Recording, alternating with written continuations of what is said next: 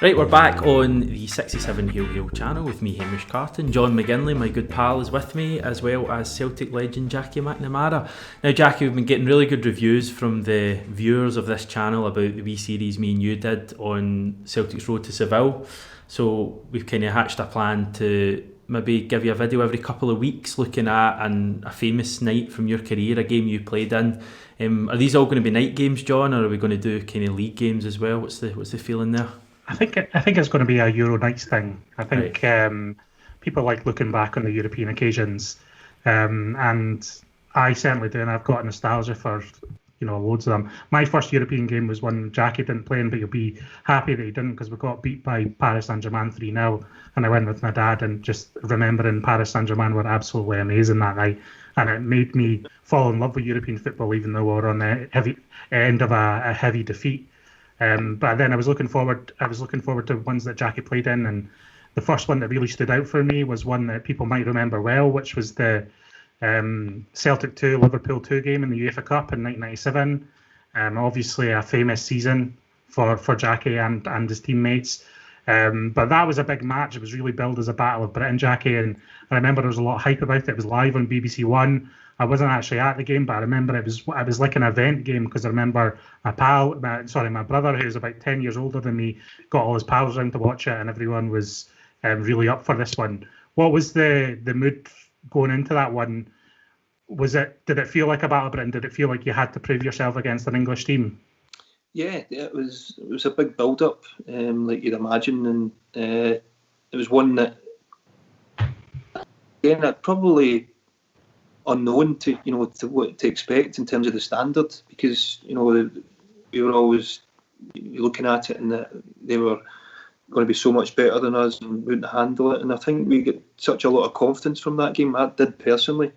I was kind of changing the system at that time with him, and I was playing right wing back, whereas most of the season I was playing right midfield, sort of further up behind in front of Tom Boyd. But that game we were playing wing back against Bjornaby, and it was a great game. We actually started the game very well. Sharp and Owen got a good goal. We lifts it over Gildy.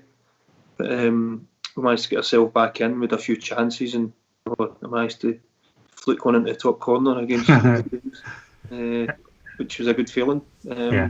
Still looking back on it, but it was just the noise. Even it was a temporary stand at the time. The noise was incredible that night. It was a great feeling. Yeah, we talked a bit about the noise of the kind of half-built Celtic Park in that the Scottish Cup video we did last week.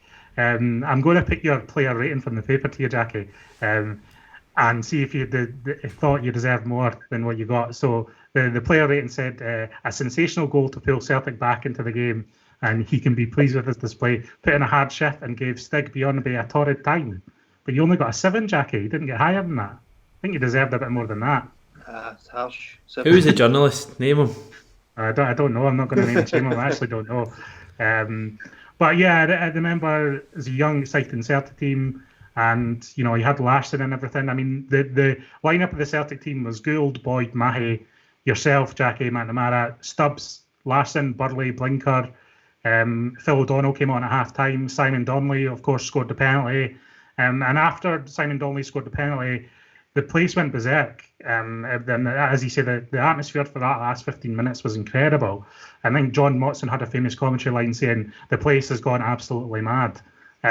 So live on BBC One, it was just a great advert for Celtic at the time. And it was kind of like the big Euro night of the late 90s, before the kind of rise of Celtic's prominence in European football in the early 2000s and late 2000s. So it was a big night for the club.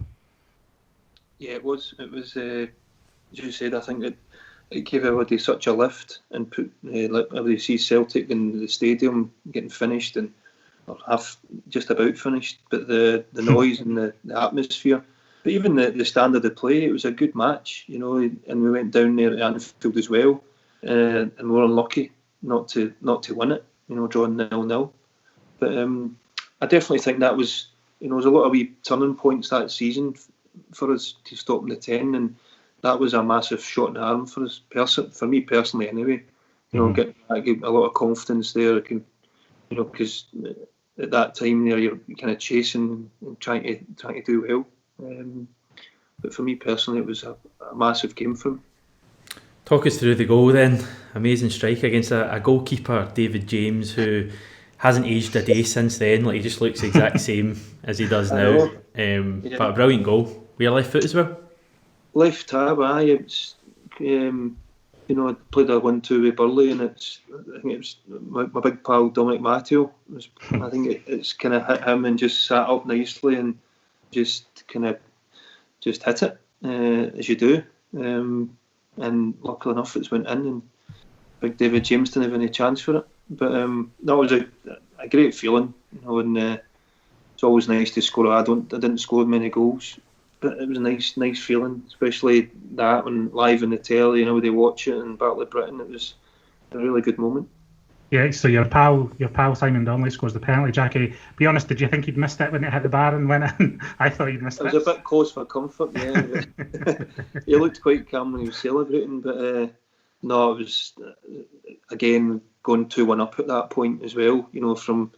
From chasing and the first goal with Owen, especially when he was scoring early, that's when Michael Owen was rapid before any hamstring problems. He was really quick, running at our back three, I should say.